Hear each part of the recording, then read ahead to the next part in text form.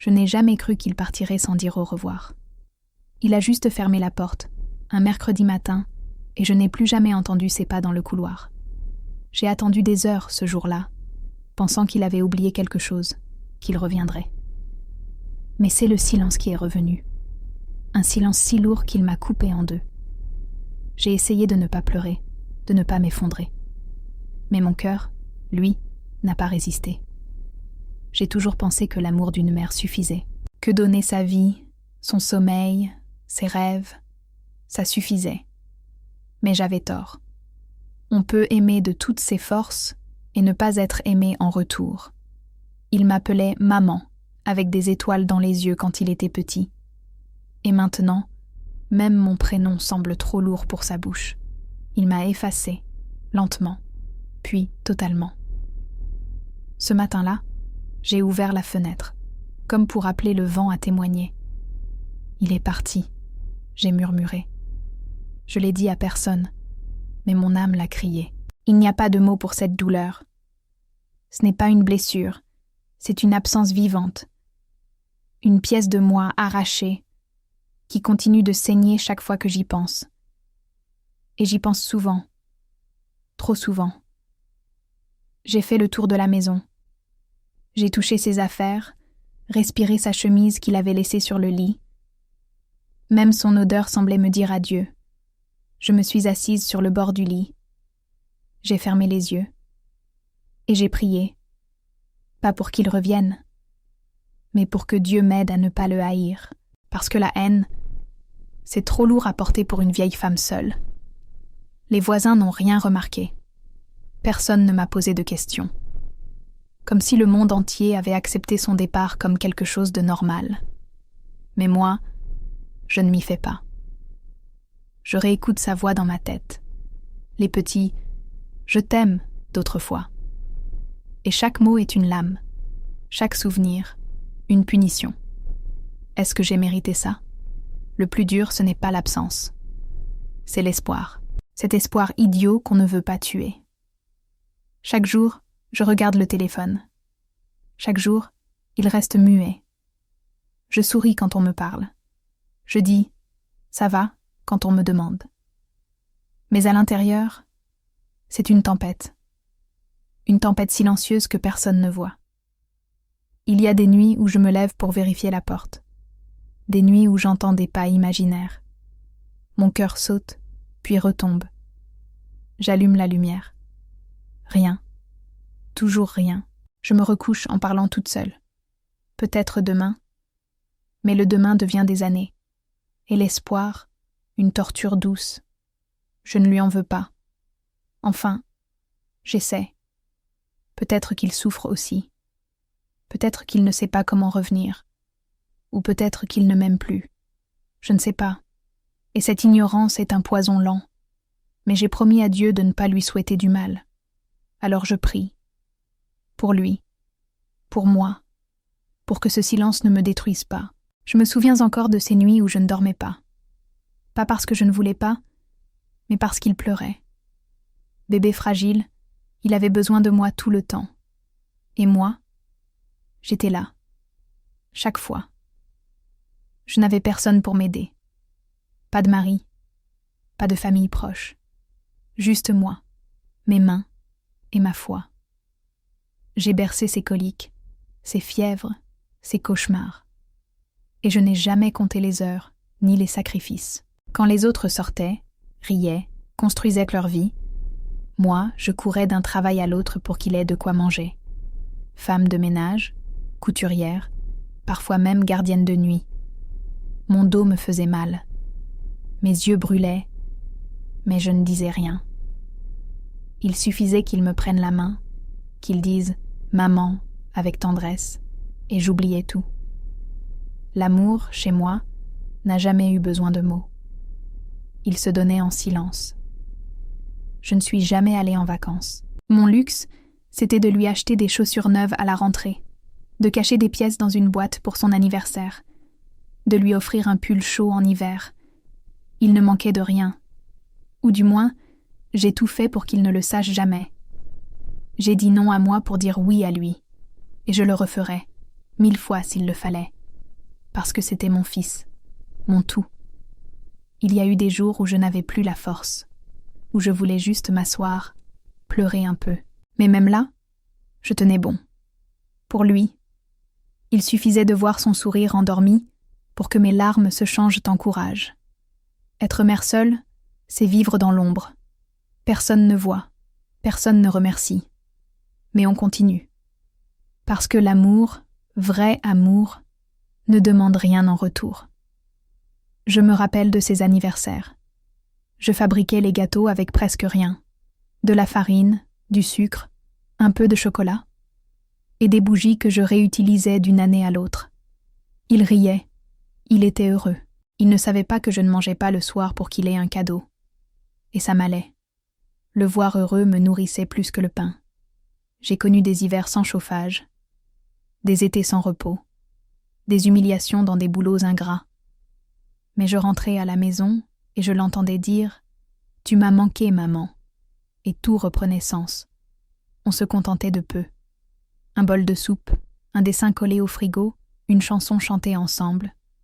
Ce n'était pas grand-chose pour le monde. Mais pour moi, c'était la vie entière.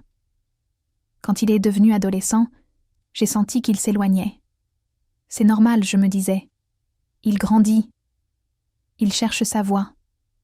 J'ai respecté son silence, ses secrets, ses colères.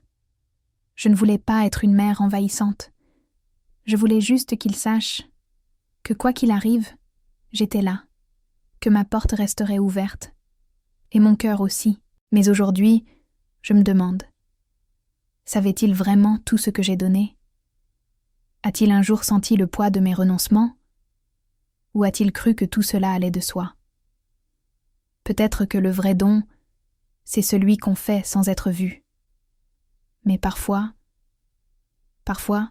j'aurais aimé un simple « merci », juste une fois, pour me dire que je n'ai pas vécu invisible. Ce n'est pas venu d'un coup. L'indifférence, ça s'installe doucement, comme une brume qui envahit sans bruit. Un jour, il m'a dit « Je n'ai pas le temps ».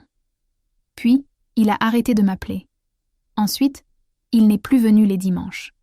Moi, je mettais toujours la table pour deux, au cas où. Mais la chaise restait vide, et le silence, lui, s'asseyait à sa place. Je me souviens d'un soir où j'ai cuisiné son plat préféré. Gratin dauphinois. J'y avais mis tout mon cœur, comme avant. J'ai attendu. 1 heure, 2, 3. Pas de message, pas d'excuses, juste rien. Ce vide-là, il fait mal d'une manière qu'on ne sait pas dire. Ce n'est pas un cri, c'est un effondrement lent, en dedans. Quand il venait, parfois, il restait sur son téléphone. Il parlait peu, me regardait à peine. J'essayais de lui poser des questions. Il répondait par des oui ou des non, comme si j'étais une tâche dans son agenda. Pas une mère, pas celle qui l'a porté.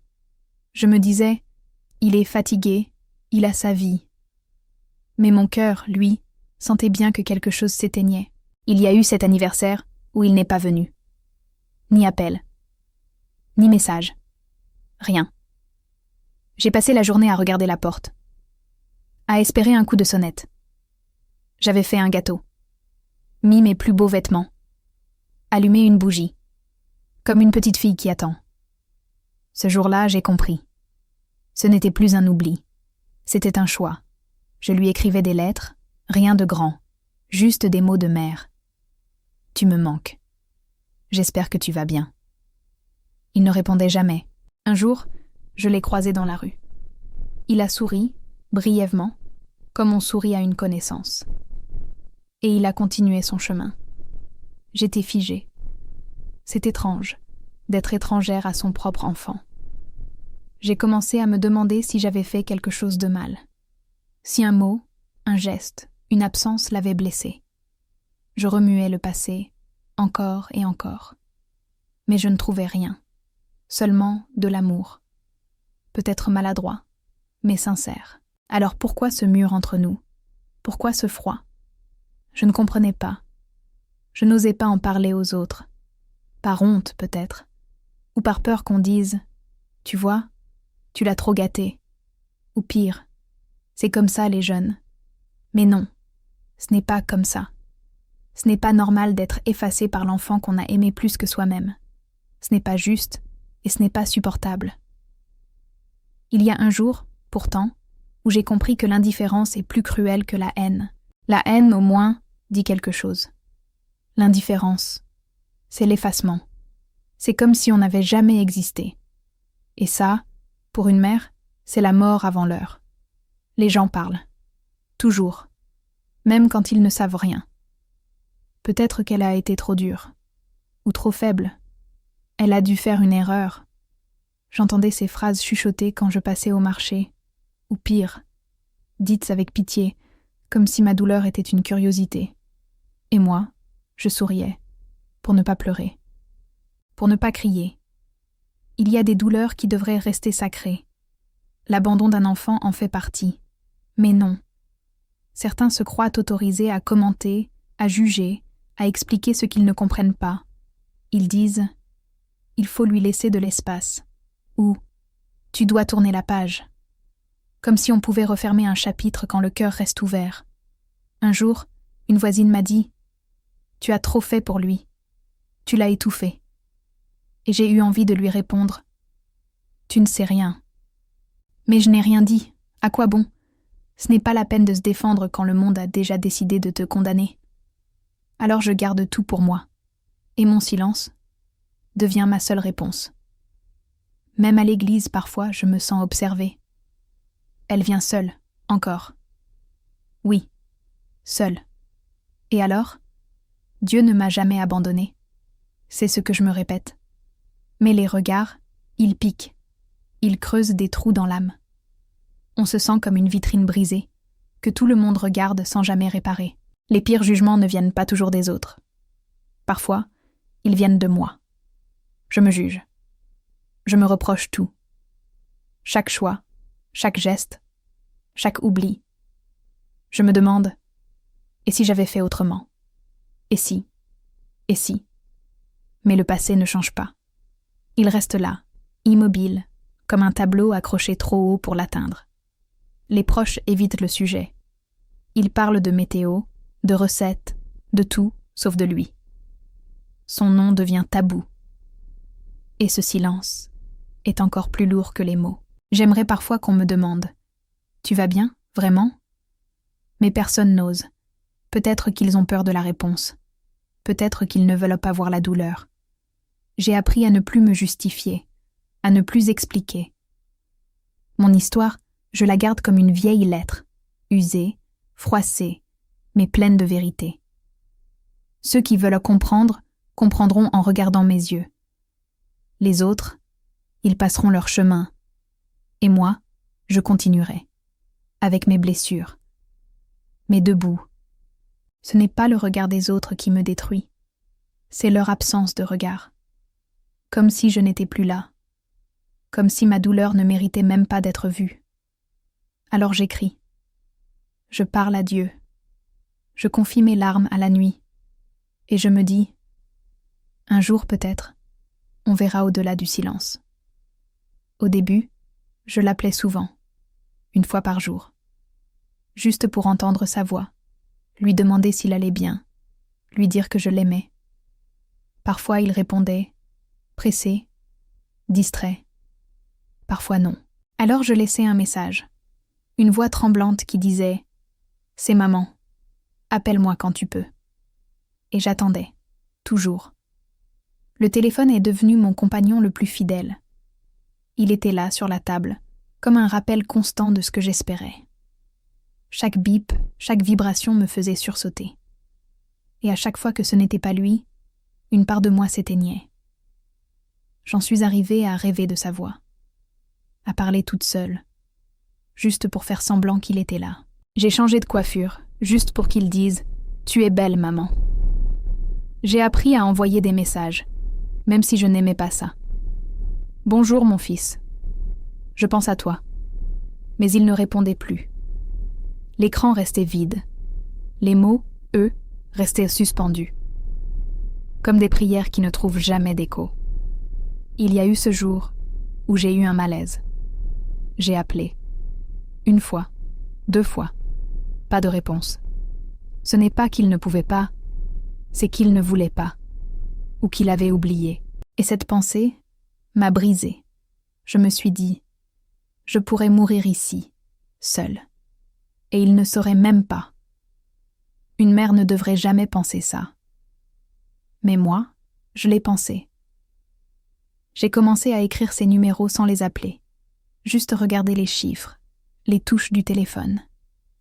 C'était devenu un rituel, un geste de mémoire, comme si taper son numéro suffisait à le faire exister. Mais au fond, je savais. Il avait tourné la page, et moi, j'étais restée sur la précédente, le cœur coincé entre 2 silences. Les appels sans réponse ne sont pas seulement des silences. Ce sont des cris étouffés, des appels d'amour qu'on refuse d'entendre. J'en suis arrivée à ne plus parler de lui. Même son prénom me faisait mal, comme une épine dans la gorge. Alors j'ai arrêté. J'ai rangé le téléphone. Et j'ai prié. J'ai prié pour ne pas devenir amère, pour que l'amour ne se transforme pas en rancœur, pour que mon cœur reste doux, malgré l'attente. Parce que l'attente, quand elle dure trop, devient une forme de douleur invisible. Une blessure qu'on porte dans le regard, et que personne ne voit. Aujourd'hui, je n'appelle plus, mais je laisse toujours la sonnerie activée. On ne sait jamais. Peut-être qu'un jour, il pensera à moi. Peut-être qu'un jour, il composera mon numéro. Et ce jour-là, je répondrai. Même si les années ont passé. Même si ma voix tremble. Parce qu'une mère n'oublie jamais d'aimer.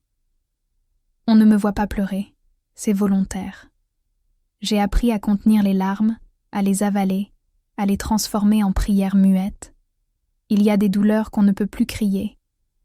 Alors on les dépose aux pieds de Dieu, en silence.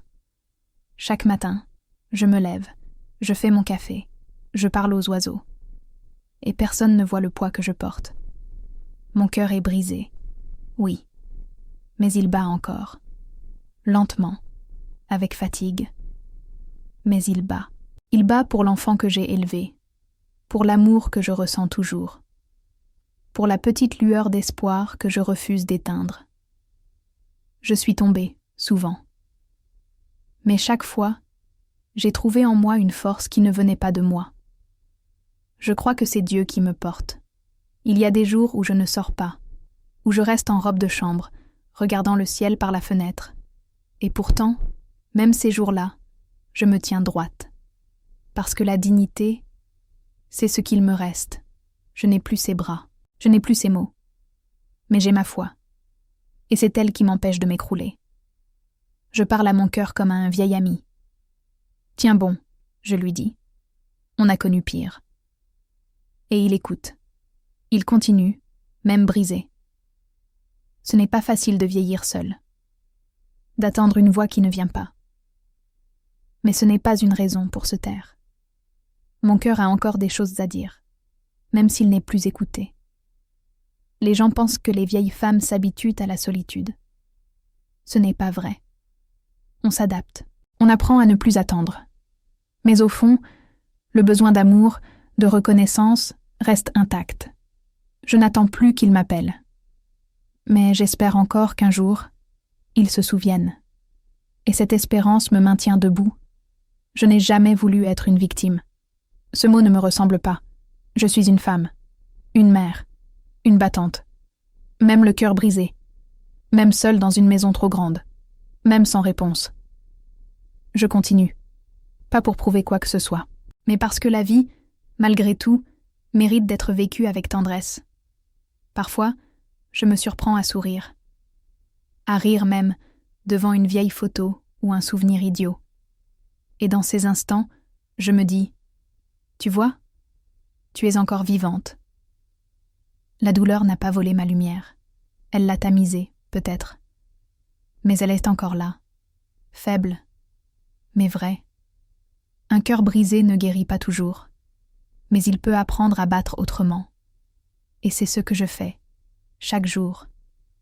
Une respiration à la fois, un pas après l'autre, debout, même si ça tremble, même si c'est lent, même si personne ne regarde. La maison est silencieuse, trop silencieuse.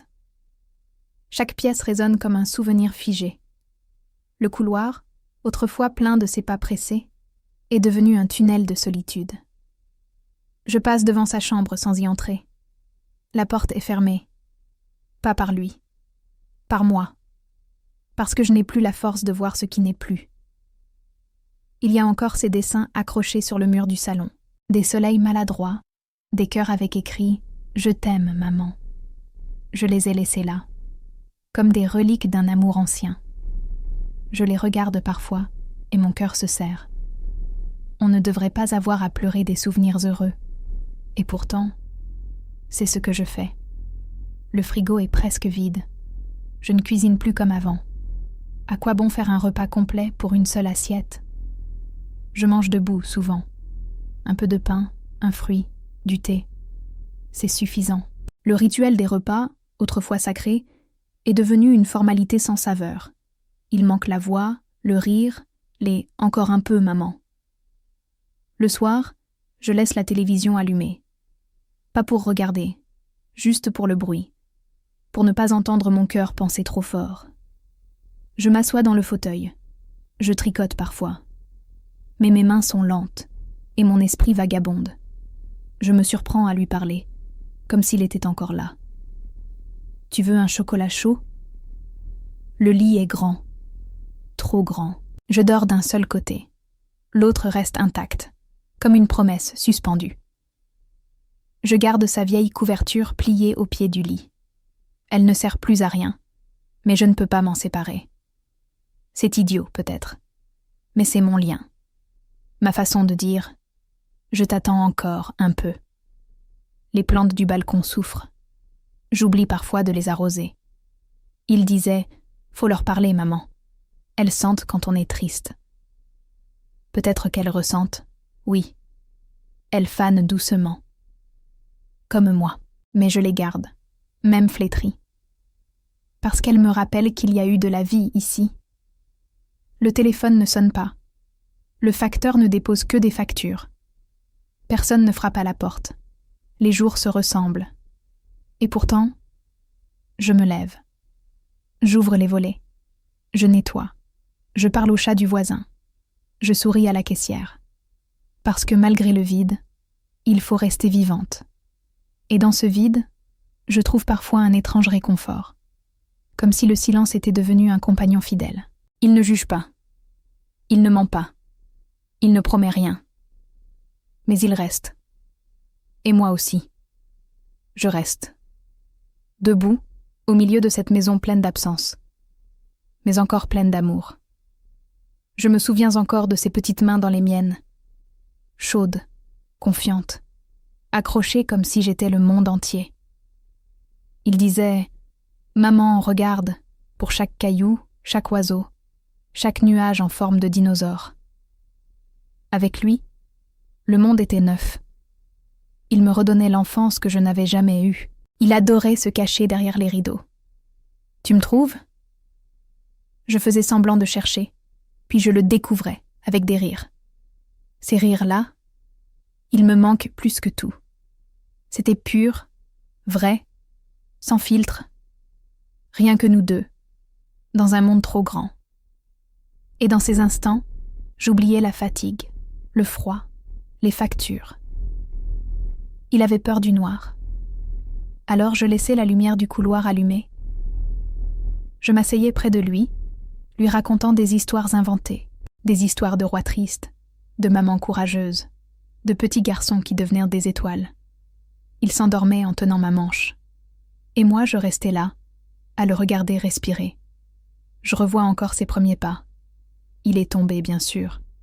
Mais il s'est relevé, fier comme un prince. Il s'est tourné vers moi, et j'ai vu dans ses yeux une confiance totale. Comme si rien ne pouvait l'atteindre tant que j'étais là. Et peut-être que j'ai cru qu'il ne me quitterait jamais. Il dessinait partout. Des soleils souriants, des bonshommes aux bras trop longs, des mamans je t'aime maladroits. Je gardais tout. Chaque papier, chaque mot, chaque trace de lui. Ma maison était un musée de notre lien. Il était mon chef-d'œuvre, mon seul. Les anniversaires étaient des fêtes simples, mais remplies d'amour. Une part de gâteau, des ballons, et sa voix qui chantait faux. Il me prenait dans ses bras, petit, léger, mais son amour pesait 1000 tendresses. Il disait « Je t'aimerai toujours, maman ». Et moi, je le croyais. Parce que j'avais besoin d'y croire. Je l'emmenais au parc. On regardait les canards, on partageait des gaufres, il me posait 1000 questions. Pourquoi le ciel est bleu? Pourquoi les gens pleurent? Est-ce que Dieu a une maman? Je répondais comme je pouvais, et chaque réponse était une graine d'amour que je plantais sans le savoir. Aujourd'hui, ce petit garçon vit dans mes souvenirs. L'homme qu'il est devenu, je ne le connais plus, mais l'enfant, lui, ne m'a jamais quitté. Il vit dans mes gestes, dans mes rêves, dans mes silences. Et parfois, quand la nuit est douce, je crois l'entendre chuchoter « Bonne nuit, maman ». La culpabilité est une bête silencieuse. Elle ne crie pas, elle chuchote. Elle dit « Tu as mal fait. C'est de ta faute. » Et à force de l'écouter, on finit par y croire. Chaque silence de mon fils est devenu une accusation. Chaque absence, un rappel que j'ai peut-être échoué. Je repasse ma vie comme un vieux film. Ai-je crié trop fort un jour? Ai-je oublié un bisou? Ai-je dit quelque chose qu'il n'a jamais pardonné? Je cherche dans les détails, dans les souvenirs, dans les non-dits. Mais je ne trouve que l'amour. Fatigué, imparfait, mais vrai. Il y a cette nuit où il avait de la fièvre. J'étais épuisée. Je me suis endormie sans l'entendre pleurer. Quand je me suis réveillée, il était recroquevillé sur le tapis. Je l'ai pris dans mes bras. Je l'ai bercé en pleurant. Peut-être qu'il s'en souvient. Peut-être que c'est là que j'ai perdu son cœur. Ou ce jour où j'ai refusé d'acheter ce jouet trop cher. Il avait pleuré. Il m'avait dit « Tu ne m'aimes pas ». Et j'avais ri, pour ne pas pleurer. Mais au fond, ça m'avait transpercée. J'ai toujours fait avec peu, mais j'aurais voulu lui donner tout. Et je me demande, est-ce qu'il a grandi en croyant que l'amour, c'était le manque? Je me suis souvent reproché de ne pas avoir eu un mari, une maison stable, une famille complète. Peut-être qu'il m'a jugée pour ça. Peut-être qu'il a eu honte de moi. Et cette pensée me brûle. J'ai fait de mon mieux. Mais parfois, le mieux ne suffit pas pour guérir les attentes d'un enfant. Je regarde d'autres mères avec leurs enfants adultes, riant ensemble, partageant un repas. Et je me demande, qu'ont-elles fait que je n'ai pas su faire? Peut-être que je n'ai pas été assez douce, ou trop présente, ou pas assez. Il n'y a pas de manuel. Juste des tentatives, des maladresses, et beaucoup d'amour. Parfois, je rêve d'une lettre de lui. Une lettre où il me dirait « Tu as fait de ton mieux, maman, et c'était assez. » Juste ça, une phrase. Pour me libérer de cette corde invisible qui me serre le cœur depuis des années, pour que je puisse enfin respirer sans ce poids sur la poitrine. Mais cette lettre ne vient pas. Alors, j'écris la mienne. Une lettre que je ne lui enverrai jamais, où je lui dis tout. Mes regrets, mes erreurs, mes pardons. Et je la glisse dans une boîte. Parce que même si je ne peux pas changer le passé, je peux, peut-être, alléger l'avenir. Un soir, j'ai pris une feuille. Une simple feuille blanche. Et j'ai écrit. Pas pour accuser, pas pour supplier, juste pour dire ce que mon cœur n'arrivait plus à garder en silence. J'ai écrit « Mon fils » avec des mains qui tremblaient. Et les mots sont venus, comme une rivière qu'on retient depuis trop longtemps. Je lui ai dit que je l'aimais, que je l'aimerais toujours, même s'il m'a oublié, même s'il m'a effacé. Je lui ai parlé de la maison vide, des silences trop lourds, des souvenirs qui brûlent. Je lui ai dit que je ne comprenais pas, mais que j'essayais de pardonner. Pas pour lui, pour moi, pour survivre. Je lui ai raconté des choses qu'il ne savait pas. Les nuits blanches, les repas sautés, les pleurs cachés dans la salle de bain. Les fois où j'ai menti en disant « ça va », alors que je tombais en morceaux. Pas pour faire pitié, juste pour qu'il sache. Pour qu'un jour, peut-être, il comprenne. Je lui ai demandé pardon. Pardon pour mes maladresses, mes silences, mes excès d'amour. Pardon si je l'ai aimé trop fort ou pas assez bien. J'ai dit « je suis humaine, mais je t'ai aimé du mieux que j'ai pu ». Et c'était vrai. Si vrai que les larmes ont taché le papier. J'ai replié la lettre, lentement. Je l'ai mise dans une enveloppe. Sans adresse. Parce que je ne savais plus où il vivait. Parce que je ne savais même plus s'il voulait de mes mots. J'ai gardé cette lettre dans une boîte, avec ses premiers dessins, comme un trésor invisible. Parfois, je relis cette lettre, pour me rappeler que j'ai dit ce que j'avais à dire. Même si personne ne l'a entendue, elle existe. Elle témoigne. Elle porte ma vérité. Et elle me calme. Un peu. Comme une prière qu'on chuchote sans attendre de réponse. Je me suis dit que peut-être, un jour, quelqu'un la trouverait. Un petit enfant, une infirmière, quelqu'un qui comprendrait, qui lirait entre les lignes. J'étais une mère, j'ai aimé, et j'ai souffert. Ce serait suffisant, pas pour réparer, mais pour que rien ne soit totalement perdu. Et si un jour il revient, si un jour il me demande « Pourquoi tu ne m'as jamais rien dit ?», je lui donnerai cette lettre, et je n'ajouterai rien, parce que tout est là. Chaque mot, chaque larme, chaque silence. Tout ce que mon cœur voulait dire est là. Ce matin-là, je n'avais pas envie de sortir. Mais le pain manquait, et le silence de la maison devenait trop lourd. Alors j'ai mis mon manteau, pris mon vieux cabas, et je suis allée au marché. Il faisait gris, un de ces jours sans lumière. Mais parfois, il faut avancer, même sans soleil. Je marchais lentement entre les étals, effleurant les fruits sans les regarder vraiment. Mon esprit était ailleurs, encore perdu dans le passé. Je n'avais pas remarqué cette femme qui m'observait depuis un moment. C'est elle qui m'a abordée. « Excusez-moi, vous êtes bien la maman de Mathieu ?» Mon cœur a bondi. Entendre son prénom, dit par une inconnue, c'était comme une gifle douce. « Oui, pourquoi ?»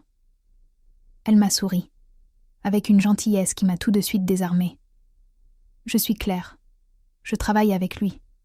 Il parle souvent de vous. » J'ai failli tomber. Je croyais qu'il m'avait oubliée. Elle a continué, doucement. « Il ne dit pas beaucoup de choses, mais je sens qu'il vous porte dans le cœur. Il regarde parfois une vieille photo de vous sur son téléphone.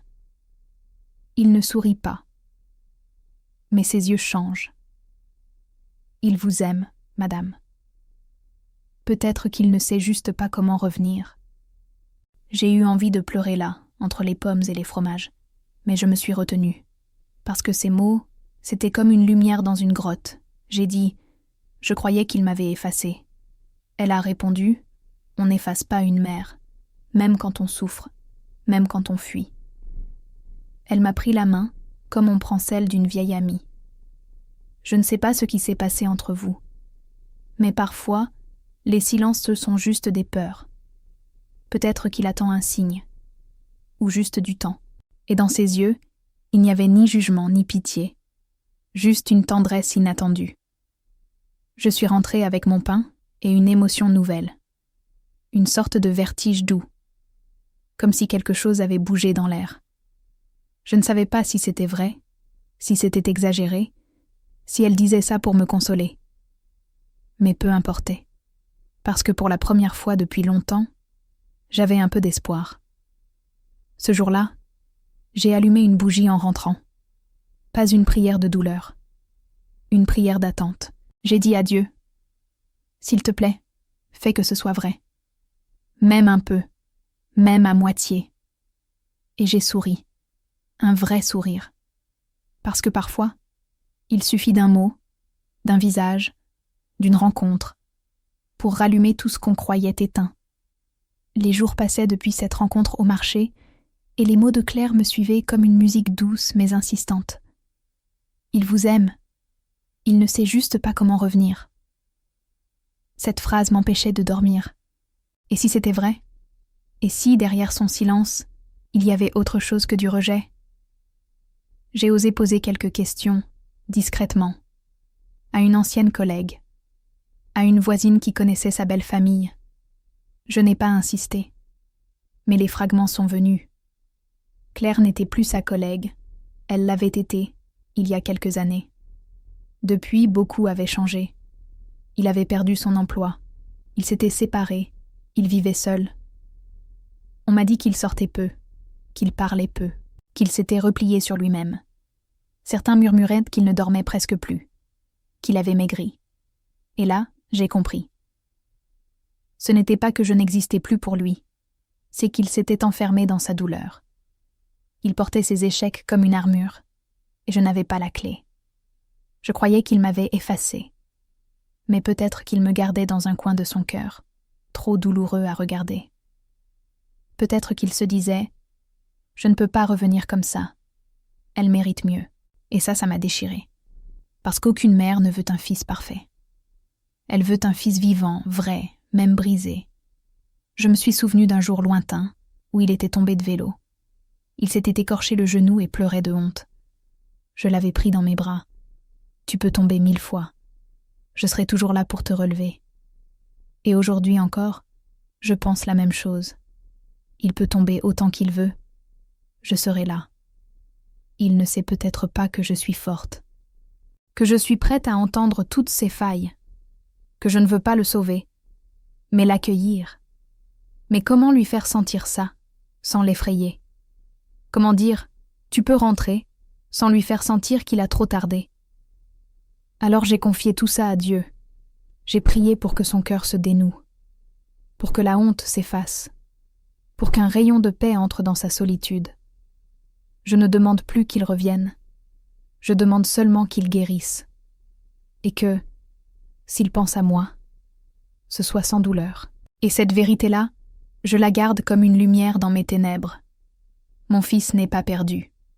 Il est blessé. Et moi, je suis là, sans jugement, sans attente, juste avec cet amour ancien qui, malgré tout, n'a jamais cessé de battre. Cette nuit-là, je n'ai pas trouvé le sommeil. Le ciel était noir, sans lune, comme mon cœur. J'ai marché lentement jusqu'à la cuisine, pieds nus sur le carrelage froid. J'ai fait chauffer un peu de lait.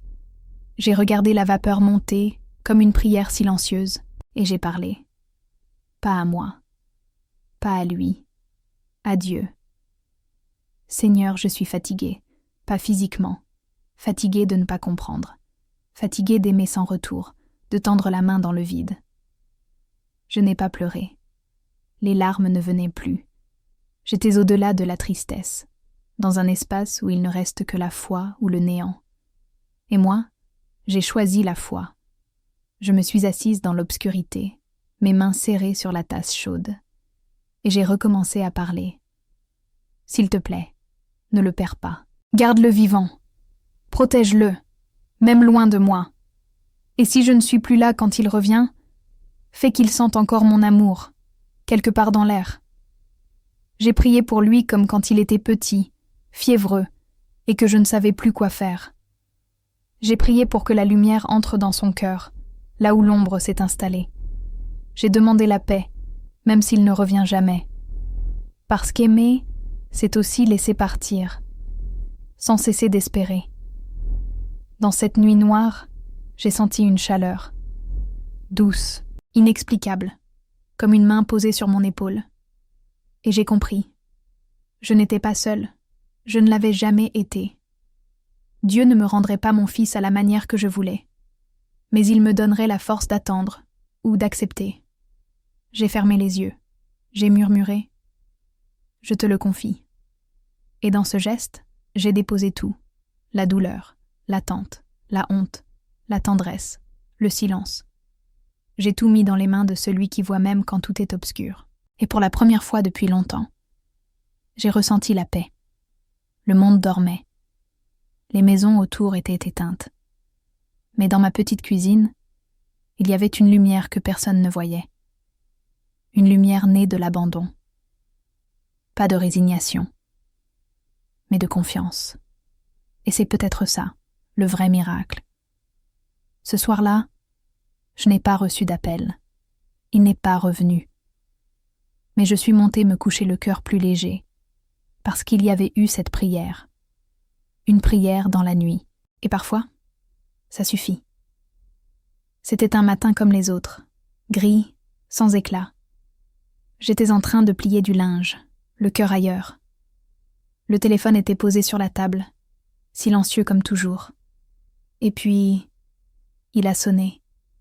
Une sonnerie simple, mais qui m'a traversé comme un éclair. J'ai regardé l'écran. Aucun nom. Juste un numéro. Mon cœur s'est arrêté. J'ai hésité. 1 seconde. 2. Puis j'ai décroché. Allô ? Une respiration. Longue, tremblante. Puis une voix que je connaissais mieux que la mienne. Maman. Mon souffle s'est brisé. Ce mot, je ne l'avais pas entendu depuis si longtemps. Et d'un coup, les années se sont effacées. Il n'a rien expliqué. Il n'a pas justifié. Il a juste dit « Je suis désolée ». Et moi, je n'ai rien dit non plus. J'ai laissé le silence parler. Un silence rempli de larmes contenues, de prières anciennes, de tendresse oubliée. Un silence où tout se disait sans mots. Puis il a continué. Je voulais t'appeler depuis longtemps, mais je ne savais pas comment. J'avais peur que tu ne veuilles plus. J'ai fermé les yeux. Je t'ai toujours attendu. C'est tout ce que j'ai trouvé à dire. Mais dans ma voix, il y avait tout. La douleur, l'amour, la foi, le pardon. Il m'a dit qu'il allait mieux, qu'il faisait des efforts, qu'il pensait à moi souvent. J'ai vu une vieille photo et je me suis souvenue de ton odeur, de ta voix. Il avait la voix cassée. Moi aussi. On était 2 cœurs cabossés, se retrouvant à tâtons dans le noir. On n'a pas parlé longtemps. Il a dit « Je voulais juste entendre ta voix. » Et ça m'a suffi. Parce que parfois, il ne faut pas tout dire. Il faut juste oser revenir. Et lui, il avait osé. C'était un début, fragile, mais réel. Et j'ai su. Quelque chose venait de renaître. Quand j'ai raccroché, mes mains tremblaient. Je me suis assise. J'ai pleuré. Pas de douleur cette fois. Des larmes douces, de celles qui lavent, qui apaisent, qui redonnent vie. J'ai regardé par la fenêtre. Et même si le ciel était gris, pour moi, c'était un jour de soleil. Ce jour-là, je n'ai pas tout retrouvé. Mais j'ai retrouvé l'essentiel. Son souffle, sa voix, son maman. Et parfois, c'est tout ce dont on a besoin pour recommencer à croire. Il est revenu. Pas tout de suite, pas avec des fleurs, ni des excuses bien préparées. Il est revenu comme un fils fatigué revient à la maison. Lentement, avec les épaules basses et les yeux pleins d'histoires qu'il n'ose pas encore dire. Et moi, j'ai ouvert la porte. On s'est regardé longtemps. Il n'a pas souri. Moi non plus. Mais il y avait quelque chose dans ce silence. Une tendresse ancienne, comme un fil qu'on n'avait jamais vraiment coupé. Il m'a dit « Je ne sais pas comment réparer ». J'ai répondu « Tu n'as pas à réparer. Tu as juste à être là. » On a parlé. De tout, de rien. Des choses simples. Du temps qu'il faisait. Du thé que je préparais. Et puis, doucement, les souvenirs sont venus. Tu te souviens du gâteau au citron ? Et toi, du vélo bleu ? Et on a ri. Pas fort, mais vrai, comme 2 âmes qui se reconnaissent. Il m'a regardé, un peu plus tard, et m'a dit « Je ne t'ai jamais oublié. » J'ai souri. Moi non plus. Il a baissé la tête. « Je t'ai fait mal. » J'ai posé ma main sur la sienne. « Oui, mais je t'aime plus que cette douleur. » Il a pleuré, moi aussi. Et dans ses larmes, il n'y avait plus de passé. juste le présent. Le pardon, ce n'est pas oublier, c'est choisir l'amour au lieu de la rancune. C'est dire « Je te reconnais, malgré ce que tu as fait, malgré ce que tu n'as pas dit. » Et ce jour-là, c'est ce que j'ai fait. Je l'ai vu tel qu'il était, brisé, courageux, fragile. Et je l'ai pris dans mes bras, comme quand il était petit. Il est resté pour dîner, il a mis la table, il m'a aidé à couper les légumes, comme si les années perdues n'étaient qu'un long détour. Il a dit « Je peux revenir demain ?» J'ai dit « Tu peux revenir quand tu veux. » Et dans cette phrase, il y avait tout l'amour du monde. Depuis, il passe parfois. Pas tous les jours, pas toujours longtemps. Mais chaque visite est une graine de paix. On ne parle pas toujours du passé. On parle de maintenant. Et c'est suffisant. Parce que l'essentiel est là. Il n'y a plus de guerre dans nos silences. Il y a de la paix. Et moi, je me couche chaque soir avec le cœur plus léger. Pas parce que tout est parfait, mais parce que j'ai retrouvé mon fils. Et avec lui, j'ai retrouvé une partie de moi. La partie qui croyait encore au miracle. Et maintenant, je peux dire « Merci, mon Dieu, tu ne m'as jamais oublié. » Et vous, avez-vous déjà pardonné un silence? Laissez un mot pour cette grand-mère, ou pour toutes celles qui attendent encore. Parce qu'aucune prière ne reste sans écho.